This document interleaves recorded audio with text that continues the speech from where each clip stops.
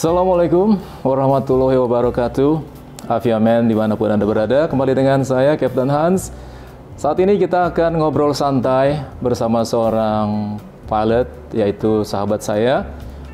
Dan kebetulan saya sekarang berada di rumah beliau.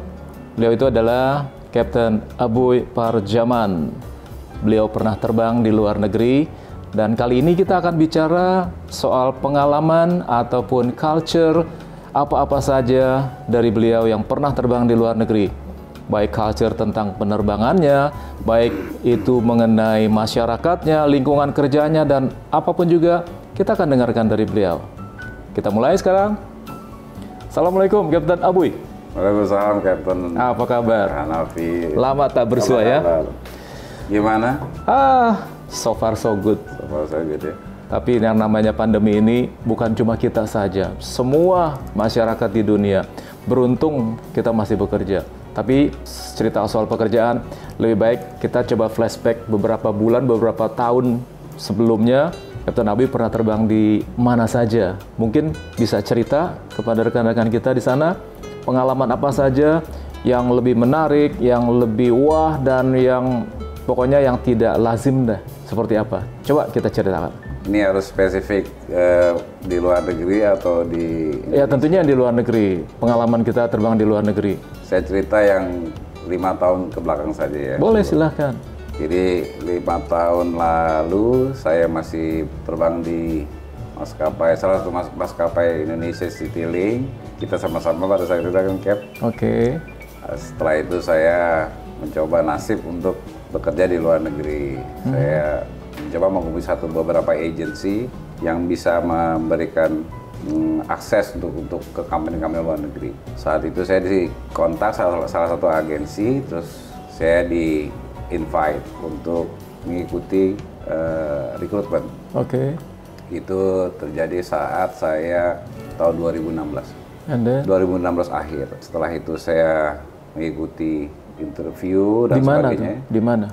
Interview kita ini Skype. Oke. Skype. Di negara Video apa? call. Airline apa? Itu saya mencoba untuk join ke Jetstar Pacific Vietnam. Oke.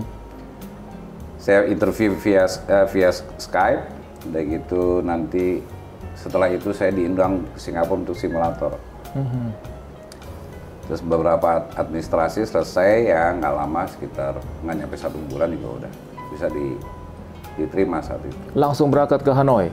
Langsung berangkat ke Saigon dulu. Oh, Saigon. Ke Ho Chi Minh. Di situ saya training selama 1 bulan lebih lah, 1 bulan 10 hari.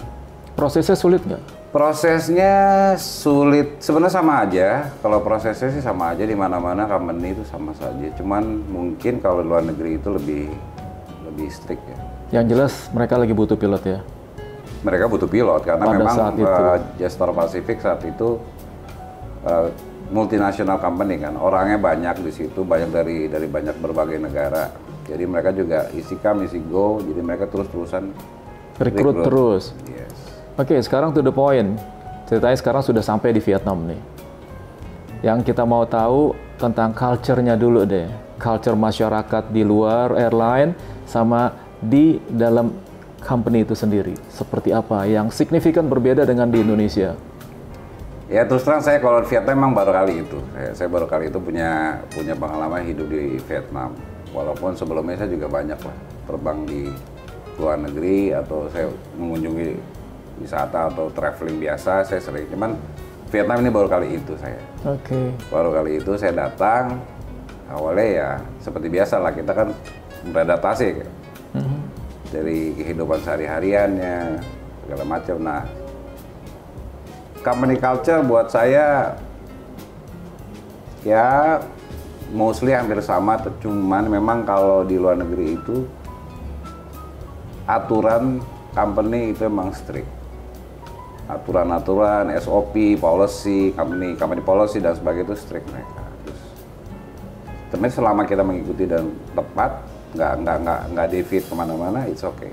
Semuanya it's gonna be alright. Yang signifikan lagi dengan masyarakatnya. Pada saat kita turun dari pesawat, mereka katanya nggak bisa bahasa Inggris ya? Ya, Vietnam people itu mereka mostly nggak bisa. Jadi yang bisa bahasa Inggris tuh biasanya hanya di company itu sendiri, company airline khususnya, mungkin di airport, di mall, the rest nggak bisa. Lalu masyarakat itu sendiri menerima kita sebagai seorang pilot bagaimana? Mereka respect sekali kah? Atau mungkin dianggap, lu sama aja sama gua juga dengan yang lainnya? Saya tidak bilang dia tidak respect, tapi ada perbedaan culture di sini. Pertama saya berinteraksi di jalan raya atau di mana aja di Vietnam. Mereka kira saya itu orang-orang mereka justru karena kulit kita bersama, mirip-mirip sama ya. Mirip-mirip gitu ya, mirip-mirip. Terus dia pikir, saya diajak bahasa Vietnam, saya nggak bisa jawab begitu. Dia tahu itu saya bukan Vietnam, dia pikir saya orang Filipina gitu. Tapi begitu saya ngomong Inggris, Filipin? Oh no, Indonesian. Oh oke, Indonesian. Gitu. Tapi dia nggak bisa bahasa Inggris biasanya. Ya kehidupan di Vietnam hampir sama, cuman makanan memang banyak kebedaannya ya. Banyak yang non halal. Sementara orang Muslim Indonesia kan semuanya mayoritas Muslim, jadi mungkin agak sedikit selected di situ makan. Banyak orang Indonesia di sana. Banyak. Tapi ya nggak terlalu banyak sih. Tapi negara mereka aman ya? Aman. Nggak ada rusuh, nggak ada perebutan kekuasaan. Nggak ada di sana, nggak ada perang saudara, nggak ada apa-apa. Mereka pemerintahannya juga rapi. Cuman memang secara ekonomi dia masih di bawah Indonesia. Okay. Terus perlakuan mereka di pesawat pada saat kita tugas sebagai in command, sebagai captain, mereka respeknya seperti sama dengan Indonesia atau beda? Oh, beda itu. Beda, seperti beda. apa? Kalau kita di lingkungan official sebagai captain, paling command mereka biasa panggil captain. Tapi once kadang-kadang juga ada cabin crew yang manggilnya nama, misalnya Aboy gitu, kayak gitu. Ya saya awalnya agak terperanjat, agak risih nama gitu kan. Kalau di Indonesia kan kita semua kan respect sama captain. Tapi di sana kadang-kadang mereka tidak merasa itu tidak sopan gitu, biasa saja. Ya saya juga akhirnya bisa menyesuaikan aja. Oke. Selama hidup sendiri di sana, kira-kira faktor kesulitannya apa yang pasti saya bisa rasakan pada saat bulan puasa? Itu aja yang kebayang sama saya tuh. Ini buat saya pribadi memang jadi bukan masalah lah, tapi jadi seperti handicap. Saya itu memang dari kecil memang nggak suka jauh dari keluarga. Saya tuh nggak bayangin kalau saya harus tinggal sendiri, dan saya nggak mungkin bawa keluarga saya ke luar negeri, ke Vietnam khusus, karena anak-anak udah besar gitu. Nah akhirnya saya memutuskan untuk saya sendiri, karena saya kan pakai kontrak kerja saya kan commuting, tiga minggu di Vietnam, di Hanoi pada saat itu, seminggu di rumah. Nah di situ di umur kita nih, kayak kita kan hampir sebaya, saya lebih muda sedikit, cuman tenaga tuh ternyata untuk commuting kontrak itu memang dikuras. Dibutuhkan tenaga yang ekstra ya, kuat ya. Kuat karena kita harus traveling setiap bulan, gitu. Ke sana, pulang lagi Indonesia, balik lagi ke sana, sampai sana terbang kemana-mana. Itu ternyata nggak mudah. Nah sekarang sampai detik ini nih, kasus pandemi, itu ceritanya gimana? Oh ya, setelah saya menyelesaikan satu kontrak dengan Jetstar Pacific di Saigon, saya di Hanoi, saya memutuskan untuk tidak memperpanjang kontrak saya. Akhirnya saya mencoba, kebenaran saya punya teman juga yang dia juga chief pilot Vietjet, dia juga invite saya untuk ke kantor, mau bisa join sama Vietjet. Akhirnya saya datang, setelah kontrak dengan Jetstar 2 tahun habis, saya pindah ke Vietjet. Saya pindah juga base-nya di Saigon. Oke. Gitu. Nah di situ saya nerusin lagi sampai almost 2 tahun. Prior to pandemi ini, saya pulang ke bulan Februari 26. Pulang cuti. Pas commuting pulang. Nah pas itu 26 sampai rumah, kita kan awal Maret udah mulai COVID-19 kan? Iya. Ya udah sampai sekarang saya nggak bisa pulang. Jadi barang-barang termasuk uniformnya juga kagak ada ya? Semua ada di Saigon, saya nggak bisa ambil. Pada saat itu Saigon juga lockdown, saya nggak bisa kemana-mana. Akhirnya saya sampai resign pakai email. Tapi gaji masih dapat nggak? Ya karena resign saya udah nggak jadi employee Vietjet lagi. Harusnya jangan resign dulu. Dia nggak mau kayak, dia maunya leave without pay, dia maunya cuti luar tanggungan. Sama aja buat saya karena ya cuti luar tanggungan atau saya resign pun saya sama aja. Setelah itu saya join ke Lion. Oke. Tapi sampai join Lion sekarang ya begitu juga, pay cut juga. Jadi pengacara juga ya? Pengacara, penganggur yang banyak acara. Di antara kita ngisi satu ini acaranya ya? Ya inilah. Ya ini cuma sekedar sharing, ngobrol santai untuk menceritakan tentang pengalaman, suka duka. Nah kembali sekarang cerita dukanya deh. Apa sih dukanya kalau kerja di luar?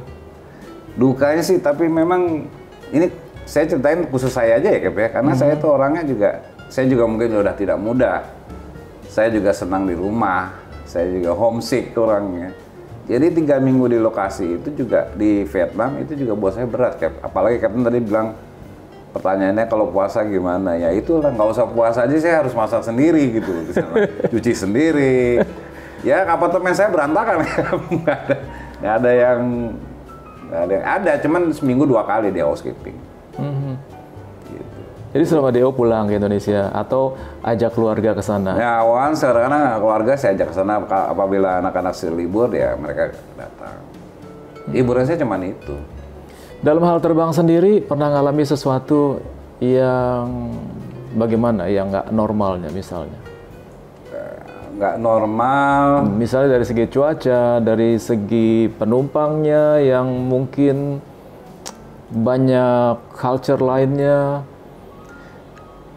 Itu company kan memang dari segi maintenance-nya bagus ya, bagus, dan mereka teliti, mereka juga ikutin aturan segala macamnya, diikutin semuanya. Kalau saya hampir nggak menemukan maintenance issue di situ, jadi saya hampir nggak pernah, dan mungkin sedikit-sedikit aja ya yang seperti yang nggak signifikan lah.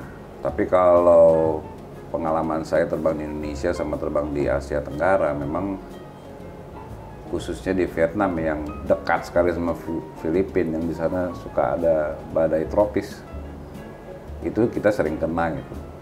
Kalau kita terbang ke Jepang atau ke Korea atau ke Cina yang harus melewati Laut Cina Selatan, pasti kita kalau pada saat musimnya badai tropis ya kita kena. Itu pengalaman saya, harus nembus itu. Tapi ada satu yang agak tertarik, ini saya juga nggak ngerti ilmiahnya begini kan. Badai tropis itu kalau kita harus masukin, justru di senternya itu nggak terjadi apa-apa. Yang ada di pinggir-pinggirnya? Iya, di senternya itu saya pernah lihat zero wind justru. Pinggirannya itu yang bahaya gitu. Oh oke. Pernah terjadi sesuatu? Enggak pernah. Ya kita bumpy keras ya, bumpy keras. Kita harus maksimum maneuvering speed, nggak bisa lebih. Oke, sekarang saya mau tanya nih, pada saat pandemi sekarang ini, nganggur terus-terusan, apa sih kegiatannya? Setelah saya tadi yang saya ceritakan tanggal 26 itu saya kembali ke Indonesia, terus saya juga tidak bisa balik lagi. Saya coba untuk lamar kerja di Lion. Dan alhamdulillah saya diterima. Tapi setelah saya diterima ya COVID-19 ini sudah berlangsung ya, semua airlines juga kena dampaknya seperti ini ya, mereka menjalankan pay cut, jadi gaji kita dipotong. Dan saya sampai saat ini, sampai detik ini semenjak 26 kepulangan saya dari Vietnam, saya belum sama sekali terbang. Jadi totally nganggur terus di rumah? Totally nganggur, walaupun saya juga employee Lion. Captain ngapain kalau balik nanya dia. Ya kegiatannya ya ini sekarang. Oh gini ya. Iya.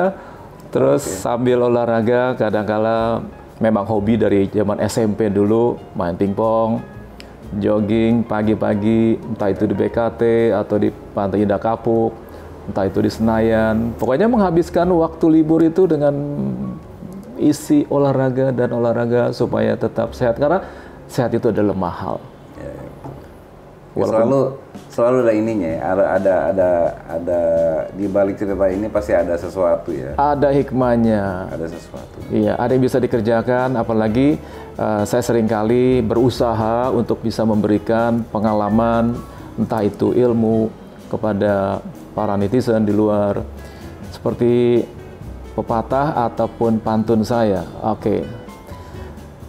Jadilah penabur kebajikan selama hayat masih dikandung badan. Oke. Berikan ilmu kepada mereka yang membutuhkan. Iya. Niscaya mati pun tak meninggalkan penyesalan. Wah, cakep tuh. Ya, itu slogan ataupun pantun yang biasa suka saya berikan kepada mereka-mereka. Kembali lagi kepada bekerja di luar negeri.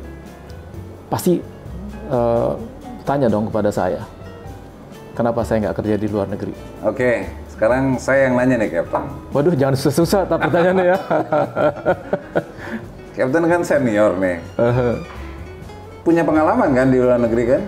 Pernah di Nigeria 3 bulan, pernah di Dubai, Afghanistan, Kandahar, Bagram 3 bulan, pernah di Libya 2 tahun. Tapi hampir semuanya itu pakai bendera Indonesia. Oh, Indonesia. Hanya di Nigeria saja lah pakai bendera lokal. Oke. Maksudnya Captain bekerja di maskapai luar negeri? Iya, betul di Nigeria maskapai. ya? Iya, betul di Afrika dong ya? Afrika. Berapa lama, Captain? 3 bulan. Oh, lama lah ya. Gimana Afrika? How's the lifestyle? The lifestyle di sana setiap hari stres. Siapa stres? Stres satu karena makan. Iya. Yang kedua, stres karena masyarakatnya masih menurut kita orang ini kriminalitasnya tinggi. Perampokan, perampasan masih ada pada saat itu. Masih banyak sana ya? Masih ada. Walaupun nggak ngerti bahasa lokalnya, ada koran-koran lokalnya nggak ngerti, tapi banyak orang yang cerita, keluar pun saya nggak pernah berani bawa dompet, arloji, handphone, nggak berani. Bawa duit secukupnya aja buat internet, buat makan. Pada saat itu masih internet ya. Handphone juga nggak ada video call, nggak ada, yang ada SMS doang pada saat itu. Jadi keluar bawa duit secukupnya aja, karena takut ditodong, takut dirampas, takut dirampok pada saat itu. Dan kerja di luar negeri itu, saya juga punya satu peribahasa nih, hujan emas di negeri orang masih lebih enak hujan batu di negeri sendiri. Jadi saya anak-anak yang kerja di luar negeri menghasilkan dolar, betul menghasilkan dolar. Hanya 1 hari dalam 1 bulan yang enak. Pada saat tanggal 27 atau 28 doang. Selebihnya kagak enak. Pas dapat email ya, slip gaji. Saat itu saya gaji datang sendiri itu duitnya.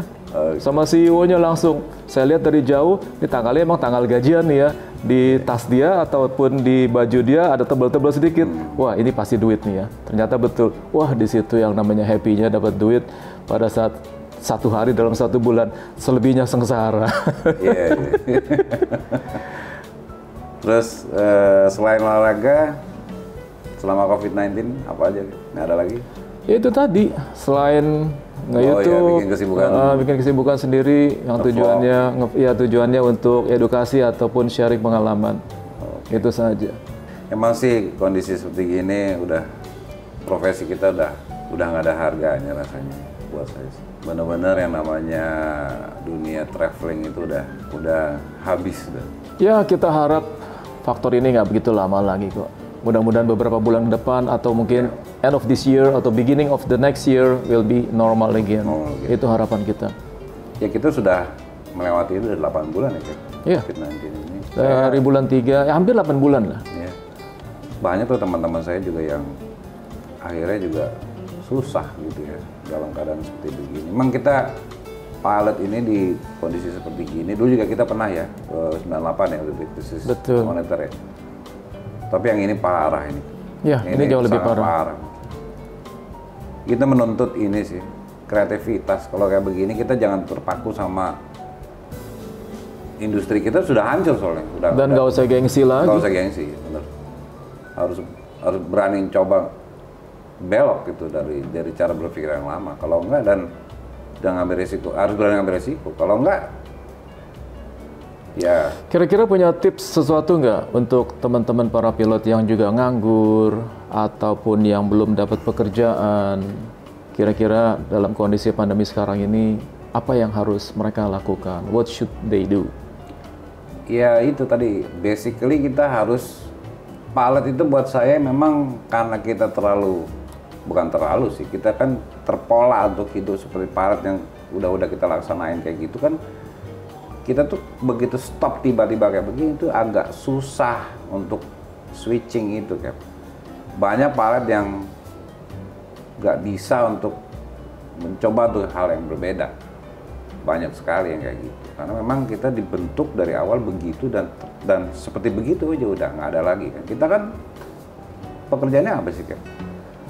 Bangun pagi, masuk ke flops atau flight operation, naik pesawat, take off, landing gear up, cruising, descent, landing, parkir, masuk hotel, begitu aja tiap hari diulang-ulang. Rutinitas yang begitu aja diulang-ulang kan, itu kan sebenarnya udah jadi membuat di pikiran kita tuh jadi makin spesifik gitu ya.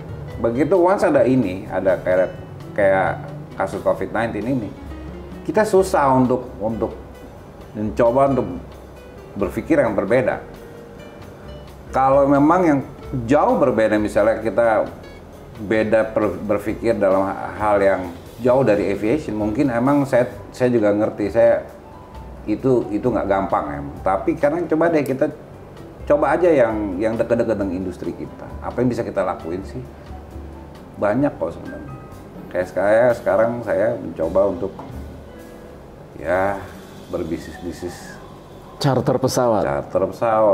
Good idea, good job. Ya, sampai saya harus jualan engine atau jangan sampai jualan mesin jahit. Ya, harus menjadi konsultan aviation, itu bisa dilakuin. Oke. Ya, semoga semua ada hikmahnya, ada positifnya pada saat pandemi seperti ini. Kita masih punya kegiatan lain, masih beraktivitas di dunia bisnis yang lain. Mau tidak mau, dapur kan harus ngeburu teruskan. Harus. Oke, sampai di sini kita percakapan santai dengan Kapten Abuy Parjaman, di mana pandemi sekarang ini sangat terpuruk buat kita semua yang mempunyai profesi sebagai penerbang. Mudah-mudahan semoga end of this year or beginning of next year will be coming normal again dan kita bisa terbang lagi seperti sebelumnya. Normal lagi. Oke, sampai di sini. Sampai jumpa di video yang akan datang. Wassalamualaikum warahmatullahi wabarakatuh. Adios amigo. Saat.